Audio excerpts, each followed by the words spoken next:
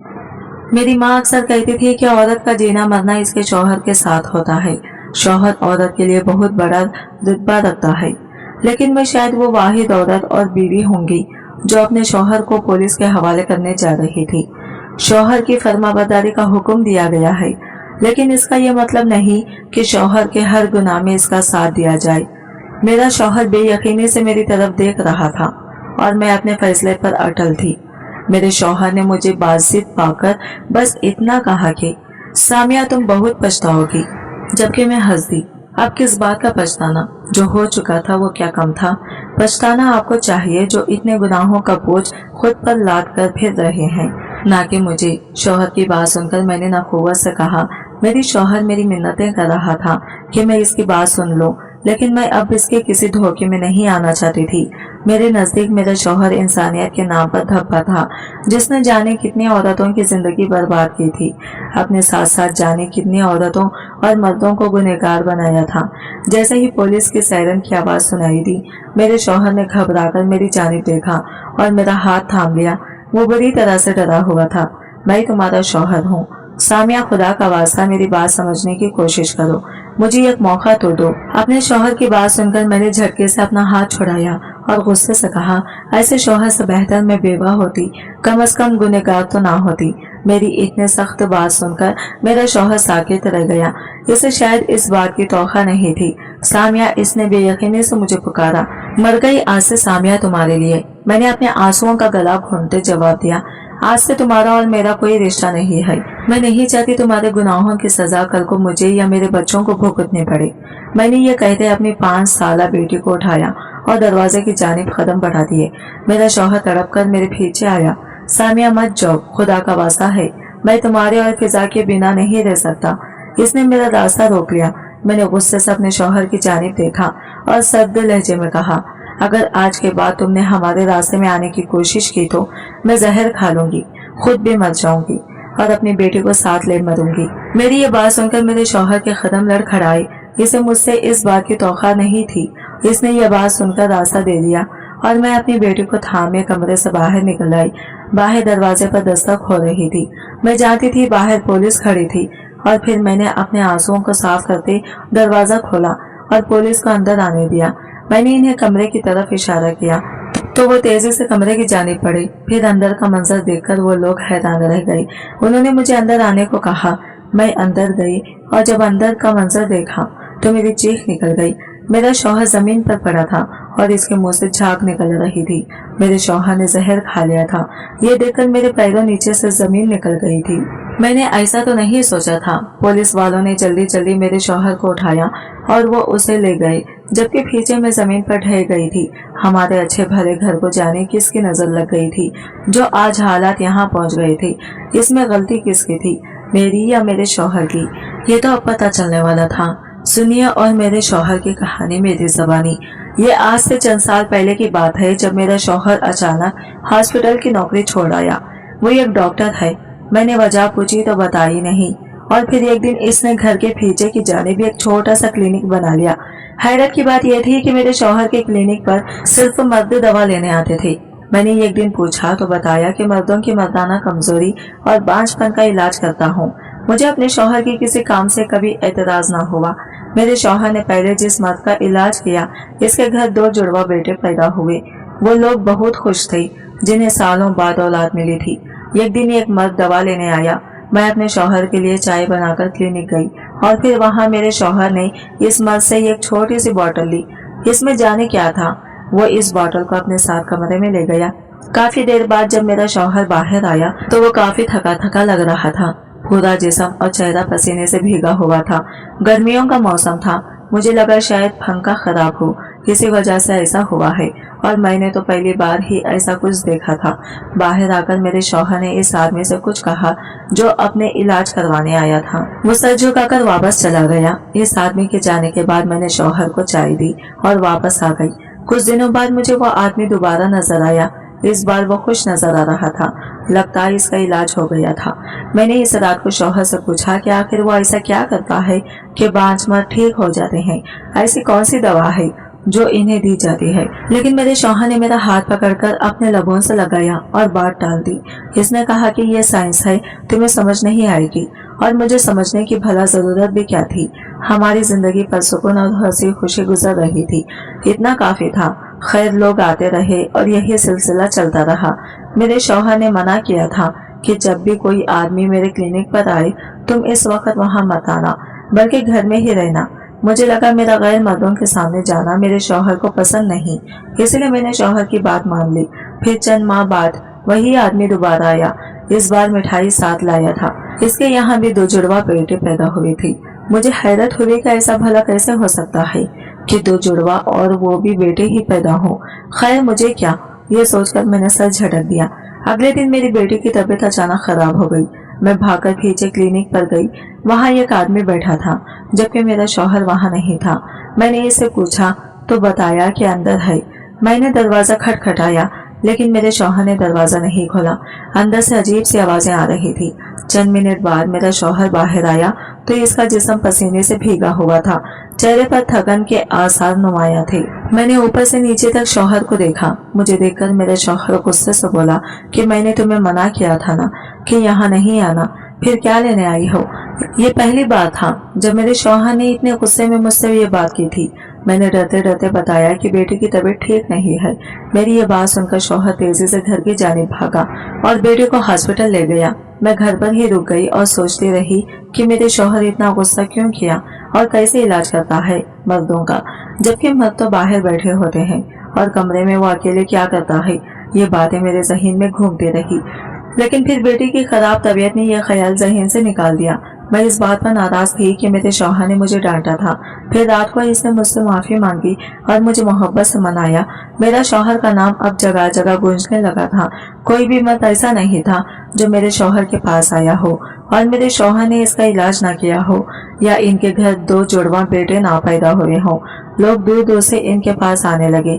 अब मेरा शौहर ज्यादा वक्त क्लिनिक पर गुजारता और जब घर आता तो थका होता। अब वो मुझसे प्यार भी कम करने लगा था। पूछने पर कह देता कि मैं थक गया हूँ। मुझे ये बातें परेशान करने लगी थी। बांझ मर्दों का इलाज कर करके कहीं खुद तो बांझ नहीं बन रही। मेरे जहन में यह ख्याल आया जिसे मैं अस्तगफिरुल्लाह कहकर टाल दिया। खैर, ये बातें मुझे अंदर ही अंदर खा रही थी। फिर चंद दिन बाद अचानक एक अजीब बात हुई। मेरी ननद की चंद माह पहले शादी हुई थी। इसने मुझे आकर बताया कि इसका शौहर बांझ है, वो कुछ भी नहीं कर सकता। इसने मुझसे कहा कि मैं अपने शौहर यानी इसके भाई से बात करूं ताकि वो अपने बहनोई का इलाज करे। मैंने अपनी ननद को तसल्ली दी और कहा कि परेशान मत हो, सब ठीक हो जाएगा। रात हुई तो शौहर घर आया तो मैंने इसे सारी बात बताई। ये बात सुनकर मेरे शौहर का रिंग फिक पड़ गया। फिर अचानक ही वो गुस्से से चीख पड़ा कि अपनी बकवास बंद करो और दोबारा ऐसी बात मत करना, मैं अपनी बहन के साथ भला। वो कहते कहते रुक गया और मैं ठिठक गई। क्या मतलब? मैंने ताजुब से पूछा, जिस पर मेरे शौहर ने गुस्से से कहा कि आज के बाद दोबारा मेरे सामने मत करना। इसने ये कहा और चला गया, जबकि मैं फिर से गहरी सोच का शिकार थी कि यह हो क्या रहा था। कौन भाई ऐसा चाहेगा कि इसकी बहन नाखुश रहे। मेरे शौहर को तो बल्कि चाहिए था कि सबसे पहले अपनी बहनोई का इलाज करता। खैर, मुझे भी इस बार बहुत गुस्सा आया था और मैंने दोबारा अपने शौहर से बात नहीं की। अगले दिन मेरी ननद का फोन आया तो मैं कोई जवाब न दे सकी और इसे झूठ बोला कि मैंने बात की है तुम्हारे भाई से, वो सब ठीक कर देगा। लेकिन ये बात मुझे अंदर ही अंदर खाने लगी थी कि ऐसा क्या चल रहा था मेरे शौहर के क्लिनिक पर जिसका मुझे इल्म नहीं था। अब मेरे और मेरे शौहर के दरमियान चाबलिस हो गई थी। वो मुझसे बातें छुपाने लगा था और तो और बिला वजह गुस्सा होना और डांटना शुरू कर दिया था। मैं इसे जितना भी खुश रखने की कोशिश करती वो मुझसे दूर होता जा रहा था। और फिर एक दिन जब मेरा शौहर किसी काम से बाहर गया था, एक शादीशुदा जोड़ा हमारे घर आया। इनके पास 2 जुड़वा बेटे थे। औरत पर सुकून जबकि मर्द तो गुस्से में नजर आ रहा था। उन्होंने आते ही मेरे शौहर का पूछा। मैंने बताया कि मेरा शौहर घर पर नहीं है तो वो आदमी जो काफी गुस्से में था बोला कि मेरे शौहर पर इन्हें शक है। मैंने पूछा कैसा शक, तो उन्होंने कहा कि इनके बच्चों के डीएनए बाप से मैच नहीं कर रहे। ये बात मेरे सर से गुजर गई क्योंकि मैं इतनी पढ़ी लिखी नहीं थी और ना मुझे इन बातों का अंदाजा था। खैर, मैंने इन्हें बढ़ने का कहा लेकिन वो आदमी काफी गुस्से में था। इसकी बीवी ने भी बढ़ने का कहा पर वो ये धमकी देकर चला गया कि अगर मेरे शौहर ने इनकी बात ना सुनी और इनके सवालों के जवाब ना दिए तो वो इन पर केस कर देंगे। वो औरत जिसके पास 2 बच्चे थे वो अपने शौहर को समझाने की कोशिश कर रही थी, लेकिन वो समझना नहीं चाहता था और फिर वो लोग वापस चले गए। रात हो गई, शौहर घर आया तो मैंने इसे दिन वाला वाकया सुनाया, जिसे सुनकर मेरे शौहर की पेशानी पर बल पड़े। एक पल को वो घबरा गया, लेकिन अगले ही पल इसने कहा कि ये लोग एहसान फरामोश होते हैं जिन्हें मैं इनकी जिंदगी की सबसे बड़ी खुशी देता हूँ, वही मुझ पर उंगली उठाते हैं। खैर, अब मुझे भी कुछ ठीक नहीं लगने लगा था। मुझे अपने शौहर पर शक होने लगा था। मैंने इरादा कर लिया था कि वो सब जानकर रहूंगी जो मेरा शौहर मुझसे छुपा रहा है। अगले दिन मेरे शौहर को काम के सिलसिले में कहीं जाना था, पर इससे पहले 2 आदमी आए जो अपना इलाज कराना चाहते थे। मैं छुपकर क्लिनिक पर पहुंच गई और अपने शौहर को इस कमरे का दरवाजा खोलते देखने लगी, जिसके अंदर जाकर वो जाने क्या करता था, और इसके दरवाजे पर अजीब किस्म का ताला था। ये देखने के बाद मैं वापस आ गई और सोचने लगी कि आज रात जब मेरा शौहर किसी काम के सिलसिले में बाहर जाएगा तो मैं जरूर इस कमरे में जाऊंगी। चुनाचा मैं रात होने का इंतजार करने लगी। जैसे ही शाम हुई मेरा शौहर चला गया और मैं अपनी बेटी को सिलाकर चुपके से क्लिनिक की तरफ गई। घर की सारी लाइट मैंने ऑफ कर दी थी। टॉर्च की रोशनी में मैं इस कमरे तक पहुंची जिससे मेरा शौहर थका हारा बाहर निकलता था। मैंने इसी तरह ताला खोला जैसे मेरा शौहर खोलता था और कमरे के अंदर चली गई। चारों तरफ अंधेरा था। मेरा दिल तेजी से धड़क रहा था। अब मुझे समझ नहीं आ रहा था कि क्या होने वाला था। मैं टॉर्च की रोशनी में कमरे के अंदर का मंजर देखने लगी और फिर अचानक एक अजीब सी आवाज उभरी। इसके साथ ही कमरे में चारों जानिब रोशनी फैल गई। इस रोशनी में अंदर का जो मंजर मैंने देखा, इसे देखकर मेरी चीख निकल गई। कमरे में छोटे छोटे से डब्बे थे और इनके अंदर बहुत से बच्चे थे, नौमौलूद बच्चे, कुछ ऐसा जिनकी जिस्मानी आज़ा अभी तक बने भी नहीं थी। यह इतना खौफनाक मंजर था कि मैं जाने कितनी देर चीखती रही। मैंने कभी ख्वाब में भी ऐसा नहीं सोचा था। मैं गिला खुश्क हो चुका था। ये सब मेरे लिए नया था। मेरा जिस्म कांपने लगा था। मैं वहां से भाग जाना चाहती थी और अभी मैं दरवाजे की जानिब पलटी ही थी कि दरवाजे पर खड़े अपने शौहर को देखकर मैं डर गई। मेरा शौहर खूनख्वार नजरों से मुझे घूर रहा था। मैं कुछ बोलना चाहती थी, पर इससे पहले ही मेरी आंखों के सामने अंधेरा छा गया और मैं वहीं पर गिर गई। जाने में कितनी देर बेहोश रही। आंख खुली तो खुद को एक कुर्सी के साथ बांधे हुए पाया। ये देखकर मेरी रूह कांप गई कि ये कैसे हुआ और किसने किया। दिमाग पर जोर डाला तो फिर याद आया कि मैं अपने शौहर के खुफिया कमरे में थी और वहां पहुंच गया था। पता नहीं अब क्या होने वाला था, क्योंकि मेरे शौहर ने मुझे मना किया था कि इस कमरे में ना जाऊं। मैं थूक निगलकर गले को तर करना चाहा, जिसमें कांटे आगे हुए थे। खैर, मैंने अपने शौहर को पुकारना शुरू किया। कुछ देर बाद वो पानी के गिलास के साथ वहां पहुंच गया। इसके चेहरे पर सख्ती छाई थी और वो इस वक्त बहुत संजीदा लग रहा था। अपने शौहर को देखते मैंने इससे पूछा कि ये सब क्या है, जिस पर मेरे शौहर ने सर्द नजरों से मुझे घूरा और कहा कि मैंने तुम्हें मना किया था ना कि वहां नहीं जाना, तो फिर क्यों गई तुम वहां? वो गुस्से से चिल्लाया था। मैं डर गई। फिर मैंने कहा, तुम मुझसे झूठ बोलते रहे, मुझसे बातें छुपाते रहे, और वो सब क्या था? मेरी बात सुनकर इसने कहा कि वो जो कर रहा है ठीक कर रहा है और वही इसका काम है। फिर मैंने पूछा कि मुझे क्यों बांधा है, जिस पर मेरे शौहर ने कहा कि मुझे तुम पर अब भरोसा नहीं रहा। अब ना चाहते हुए भी मुझे यही कैद रहने पड़ेगा। ये सुनकर मेरी रूह कांप गई। मैं अपने शौहर की मिन्नतें करने लगी कि मुझे खोल दो, मैं किसी को नहीं बताऊंगी, लेकिन इसने मेरी बात ना सुनी। मैं 1 हफ्ते तक बंदी रही और अपने शौहर की मिन्नतें करती रही, लेकिन इसे मुझ पर तरस नहीं आया। वो मुझे खुद खाना खिलाता और वॉशरूम लेकर जाता, लेकिन मुझे खोला नहीं। 1 हफ्ते बाद जब इसे एहसास हुआ तो इसने मुझे खोल दिया और मुझे प्यार से कहा कि मैं तुमसे बहुत मोहब्बत करता हूँ, मैं जो कर रहा हूँ मुझे करने दो, मेरी राह में रुकावट मत बनो। अगर तुम ऐसा करोगी तो मुझे तुम्हें फिर से बांधना पड़ेगा। मैंने अपने शौहर की बात पर सर हिला दिया और इसे यकीन दिलाया कि मैं किसी को नहीं बताऊंगी। अब जो भी करना था छुप कर ही करना था।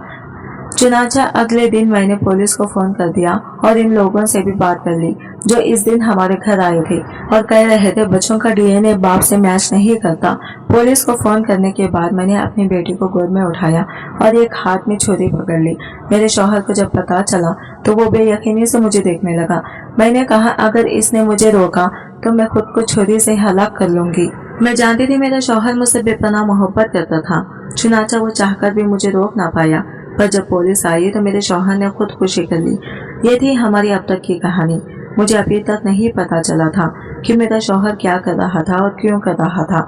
मैं इससे मोहब्बत करती थी, लेकिन मैं इसके किसी गुनाह में इसका साथ नहीं देना चाहती थी। अगर एक शादीशुदा जोड़े को इससे शिकायत थी तो जाने कितनों को होगी। अब मैं बैठी अपनी किस्मत को कोस रही थी। मैं नहीं चाहती थी कि मेरा शौहर मर जाए। चुनाचा मैं पुलिस के भीजे हॉस्पिटल चली गई। हमारे घर और क्लिनिक को पुलिस ने अपने कब्जे में ले लिया। वो सब मेरे शौहर के होश में आने का इंतजार कर रहे थे ताकि इसका बयान ले सके। मेरे शौहर के पकड़े जाने की खबर जब फैली तो बहुत से लोग हॉस्पिटल आ गए। वो जानना चाहते थे कि इतने अच्छे डॉक्टर को जिसने इनका इलाज किया आखिर किस जुर्म में पकड़ा गया, लेकिन कोई भी हकीकत से नावाकिफ था। अब पुलिस वाले मुझसे अजीब अजीब सवाल पूछ रहे थे जो मुझे पता भी नहीं थे। वो पूछ रहे थे कि मेरा शौहर कब से ये काम कर रहा था। फिर वहाँ पर वो डॉक्टर भी आ गए जो चंद साल पहले मेरे शौहर के साथ काम करते थे।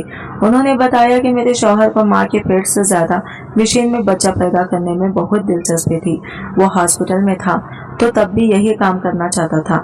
एक बार इसने ऐसा एक केस ले भी लिया और टेस्ट ट्यूब का इस्तेमाल करते हुए एक बच्चा पैदा करने की कोशिश की, जिसकी वजह से हॉस्पिटल की इंतजामिया ने नाराज होकर इसे हॉस्पिटल से निकाल दिया। ये सब मेरे लिए बहुत हैरानकुन था। मुझे आज पता चला था कि मेरे शौहर ने हॉस्पिटल छोड़ा नहीं था, बल्कि इसे निकाला गया था।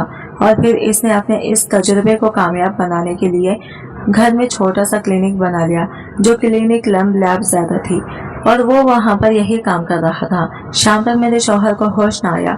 इस दौरान वो मियाँ बीवी भी हॉस्पिटल पहुँच गए, जिन्हें मेरे शौहर से शिकायत थी।